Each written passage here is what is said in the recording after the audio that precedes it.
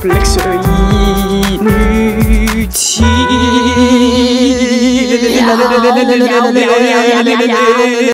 Salut les copines! Bon, parlons donc des complexes inutiles. Mais avant d'entrer dans mon sujet, un complexe, qu'est-ce que c'est? Eh ben, un complexe, c'est un truc que toi et toi seul va te créer dans ta tête. Et qui va te donner l'impression que tu es inférieur ou pas assez bien par rapport aux normes. Les gens tout autour de toi vont peut-être un peu influencer des complexes avec des attaques ou des remarques. Mais au final, c'est toi qui fais le tri entre les attaques que tu vas retenir et les attaques que tu vas totalement ignorer. Ne dis pas le contraire, sur toutes les attaques qu'on fait dans sa vie, il y en a une énorme partie qu'on retient pas du tout et qu'on oublie. Mais au final, consciemment ou inconsciemment, c'est toi qui vas faire le tri entre les attaques que tu retiens pas du tout et les attaques que tu vas retenir, amplifier jusqu'à en faire un complexe. Comme je viens de le dire il y a 3 centièmes de seconde, il y a plein d'attaques que tu vas même pas écouter, que tu vas mettre de côté sans même y prêter attention. Si je te dis ah ta peau elle est vert fluo, c'est vraiment pas beau, tu vas même pas m'écouter parce que tu sais que c'est faux. Les attaques que tu vas retenir, c'est les attaques qui étaient déjà présentes quelque part dans ta tête. Quand on dit il y a que la vérité qui blesse, oui et non. C'est pas spécialement la vérité qui va te blesser, mais c'est ce que toi tu penses être la vérité. Si on te dit tes cheveux ils sont affreux alors que jusque-là t'étais persuadé que t'avais des cheveux magnifiques,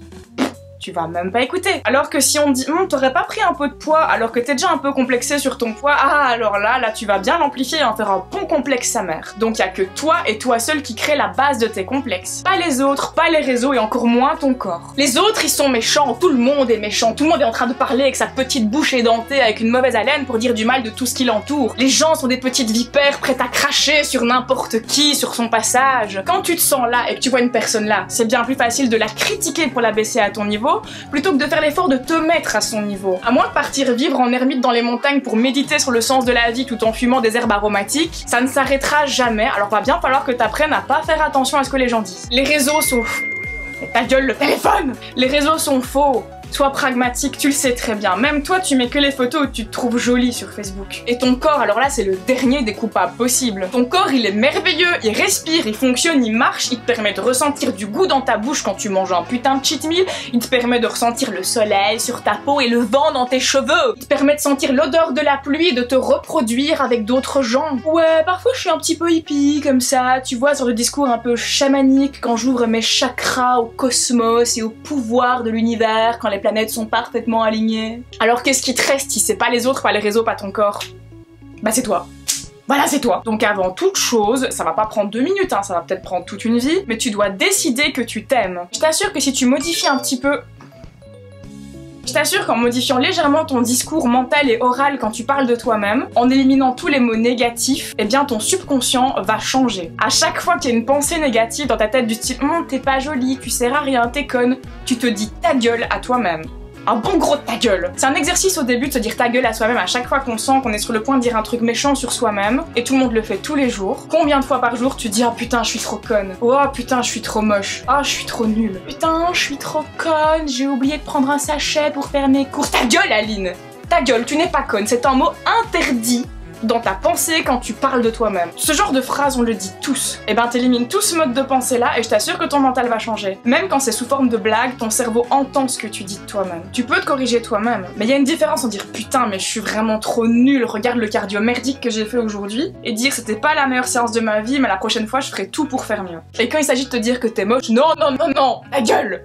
Et toi, tu fermes ta bouche! Bien sûr, ça te prendra beaucoup de temps de changer cet aspect-là de ton mental. Il y a des gens qui y passent une vie, et je suis un petit peu mal placée pour t'apprendre comment aimer 100% de ton corps et de ta personnalité, parce que moi-même, je suis pas encore tout à fait, même loin de là. Mais j'y travaille et j'ai vu des grands progrès depuis que j'adopte cette méthode. Cet avant-propos était beaucoup trop long, mais bon, on va dire que c'était assez utile parce que peut-être que je vais aider plein de petits gens gentils comme toi à un petit peu moins se sentir nuls. Donc ça, c'était sur les complexes en règle générale. Et dans chacune des vidéos de cette petite série, on va choisir un sujet de complexe sur lequel je vais te donner des infos qui vont peut-être t'aider à éliminer plus facilement ce complexe de ta vie. Sujet du jour, le tour de taille. Dans la série des complexes inutiles, je vais commencer par celui-là parce que j'ai été très longtemps complexée par mon tour de taille et que c'est même une des nombreuses raisons pour lesquelles j'ai commencé le fitness et que toujours maintenant je dois parfois encore me dire ta gueule Aline quand je suis en bad à propos de ça. Tu peux évidemment réduire ton tour de taille en diminuant ton taux de gras, dans les limites de ce qui ne met pas ta santé en danger. Par contre, une fois que tu n'auras plus ou presque plus de gras dans cette zone, je suis désolée, mais tu ne pourras plus rien y faire. C'est ton tour de taille, c'est comme ça, il sera plus modifiable. Il va falloir l'accepter. Il existe une méthode dont on entend beaucoup parler sur les réseaux sociaux, le waist training, qui soi-disant aiderait à abaisser le tour de taille. Et j'ai testé pour vous. Non, en fait, c'est pas pour vous que j'ai testé, c'est juste qu'il y a 2 ans, j'étais complètement débile et inconsciente et que j'étais j'étais prête à n'importe quoi pour atteindre des goals tout à fait inatteignables et irréels, pour ma morphologie. Mais qu'est-ce que c'est le waist training? C'est une gaine très serrée avec des baleines en métal que tu vas mettre plus de 8 heures par jour dans le but de resserrer tes côtes.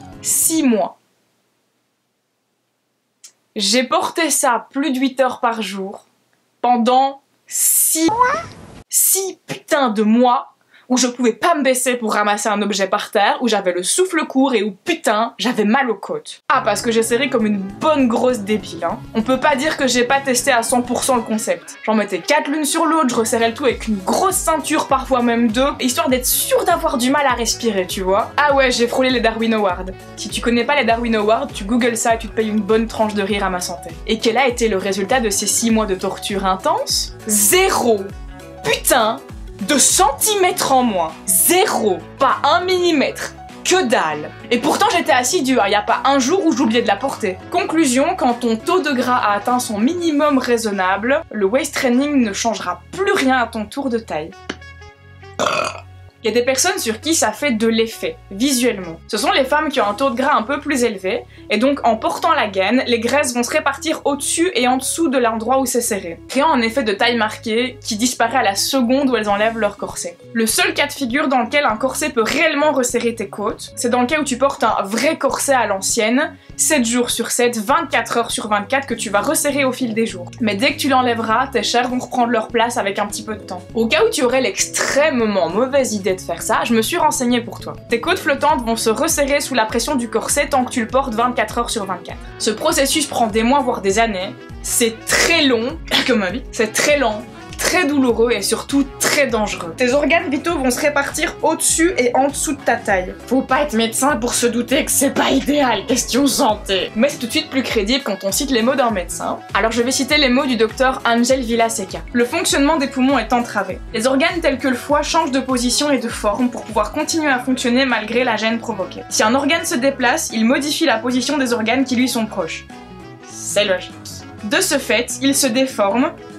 C'est logique. À la longue, on peut obtenir un prolapsus, le déplacement anormal de la vessie et ou de l'utérus et ou du rectum vers le bas, avec éventuellement l'issue de ces organes à l'extérieur via l'orifice vulvaire ou l'anus.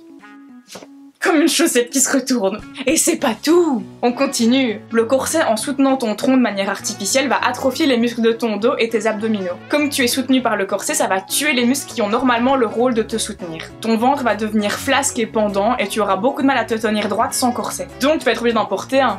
Et donc là, tu rentres dans le cercle vicieux qui a mis fin à la vie de nombreuses femmes dans les siècles précédents. Bien sûr, je ne blâme pas les femmes qui font le choix de modifier leur corps avec l'aide d'un corset, tant qu'elles sont conscientes des risques qu'elles prennent, et qu'elles savent également qu'elles ne pourront plus jamais s'en passer à partir du moment où le processus sera vraiment lancé. Je tiens juste à vous éviter de perdre du temps et de l'argent dans des méthodes d'amincissement artificielles, sans que vous en connaissiez réellement les risques et l'obligation de le porter 24 heures sur 24 pendant tous les jours de sa vie. Mange sainement et fais du cardio, ça te sera infiniment plus bénéfique. Mais il existe quand même une méthode qui peut te faire perdre 2-3 cm supplémentaires une fois que tu auras atteint ton niveau de masse grasse minimum raisonnable. Tu perdras pas beaucoup plus que 3-4 cm maximum, mais c'est déjà pas mal, hein, on crache pas dessus. Le stomach vacuum.